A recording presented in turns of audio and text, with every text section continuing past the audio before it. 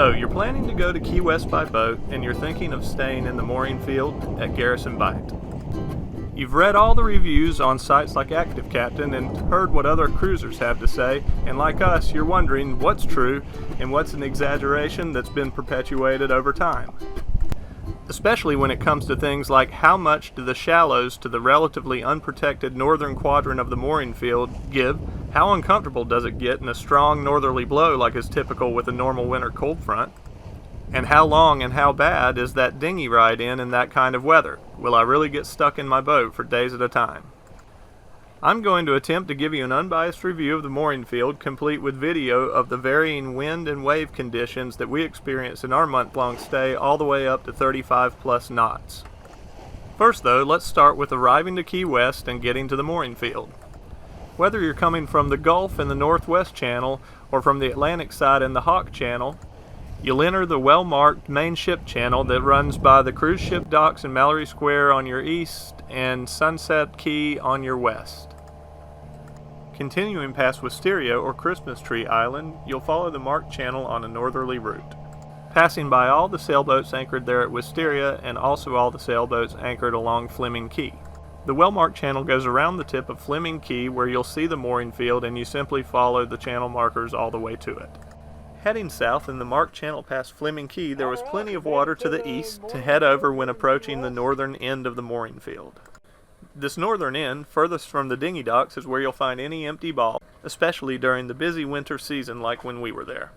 Make sure to choose a ball without a float or a fender attached to it, as that means that ball is taken but the person is away at the time. The balls are not assigned to the boats by the main office like in some other mooring fields. If a more preferable ball opens up during your stay, you can simply move to. Lindy did a great job grabbing the pennant. It is true that the pennants are very short. They're just a chafe-guarded loop less than a foot long. Since the pennant is so short, you'll want at least 10 feet of mooring line between the front of your boat and the ball. If you're setting up your mooring lines correctly, this means you'll need 2 lines at least 25 foot long. 40 would be better for stronger winds. The ride into the dinghy dock for us on a nice day takes about 15 minutes, traveling 8 to 10 miles an hour. The water is deep enough for a dinghy at all tide levels to go to the east side of the mangrove island that you'll see on the way to the dinghy docks. Oh yeah, and there is no Wi-Fi offered with the mooring field, and we also couldn't find any free or open Wi-Fi with the Wi-Fi extender that we have on the top of our mast. Once you get inside the bight, there's also enough water to take a direct route and leave the channel and go underneath the power lines directly to the dinghy dock. On your first trip in, instead of going to the dinghy dock, you'll go under this bridge here and hang a left, go all the way back into the back corner next to the boat ramp and tie up to the dock. Then walk across the parking lot and check in at the marina office. Make sure to have both your boat and dinghy registration and your payment. Coming to the actual dinghy docks, there's a cable that you tie to rather than tying to cleats.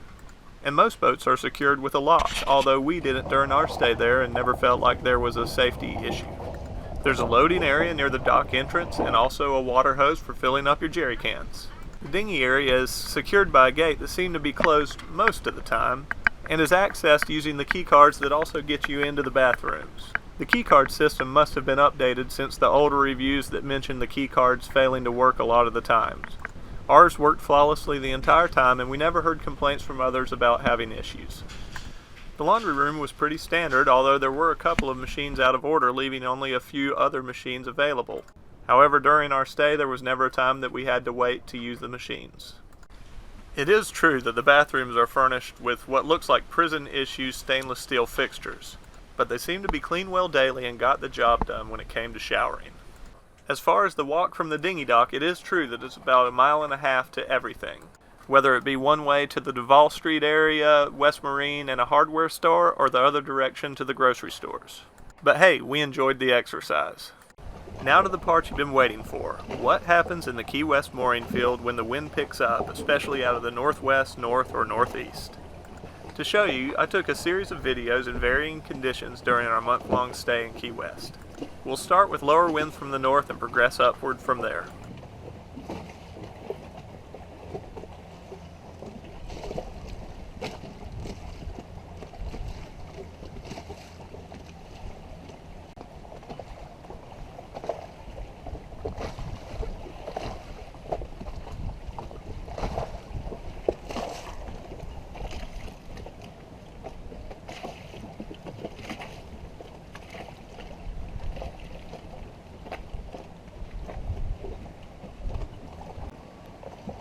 So we're seeing a good bit of 13 to 15 right now. Pretty comfortable in here still, not bad. There's like little one foot chop is what that is creating. Some of the smaller, lighter sailboats you'll see rock a good bit. Not a good bit, but they rock a little.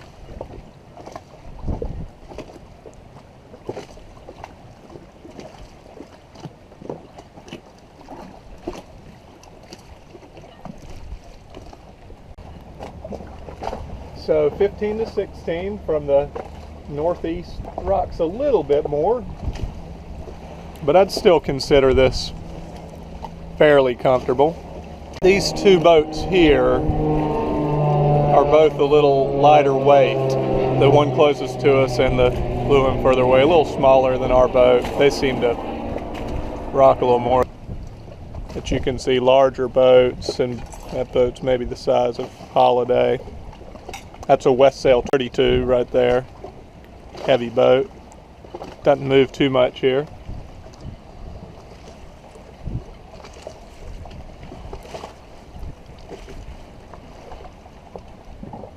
But that's what you get, 15 to 16 here. Okay, so it's the next morning. Wasn't too bad during the night. Lindy said she didn't sleep as well, but I slept mostly through the rocking.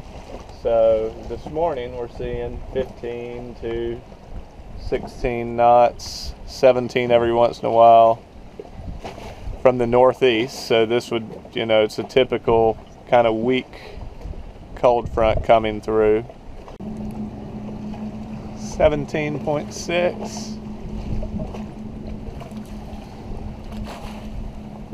From the northeast.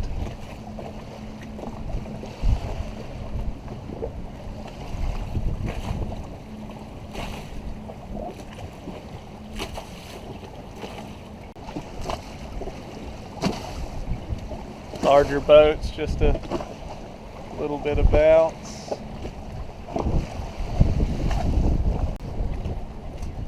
Here are Holidays, moving around a little bit, but too bad. So here we have 20 knots from the northeast, 21,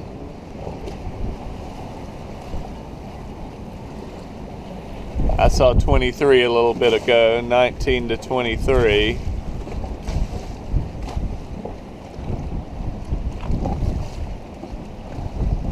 It's pretty rocky. There you can see that boat gets going pretty good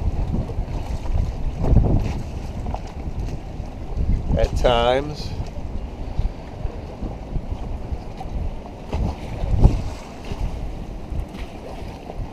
It's not too bad though. Slept all right last night. Don't think Lindy slept as good as me.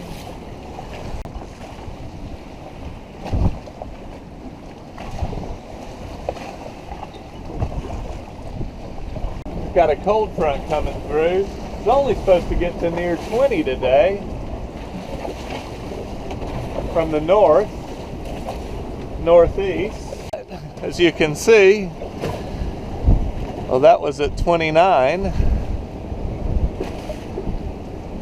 or 26 to 29 out of the northeast. It's a little rocky here in the mooring field.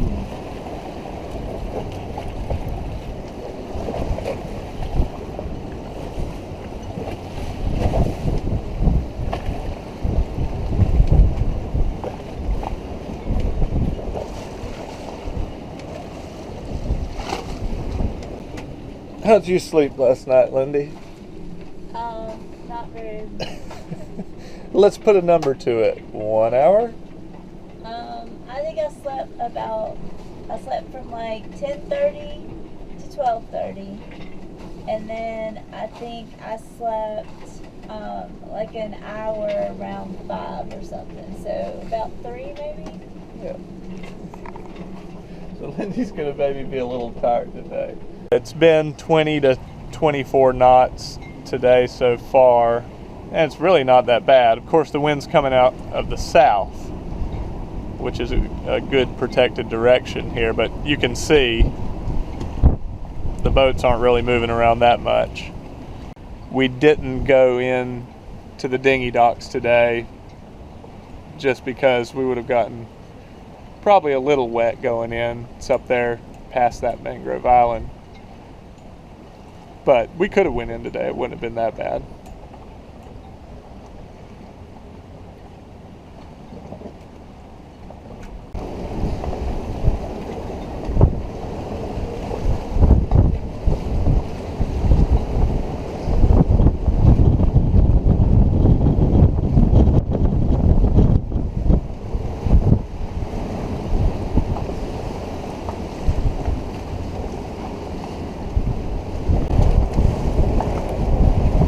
I saw 38 just a second ago. That's strong wind.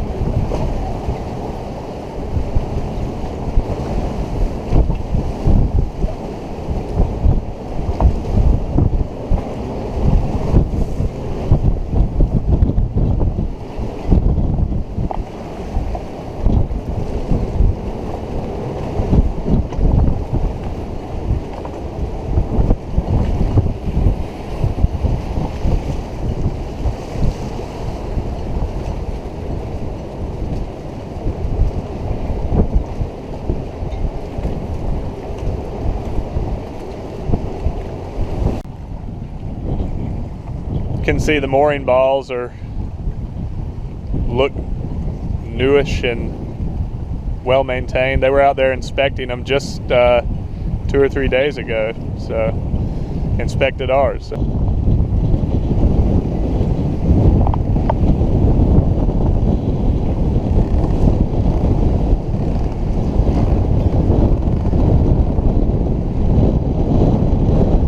Looks good.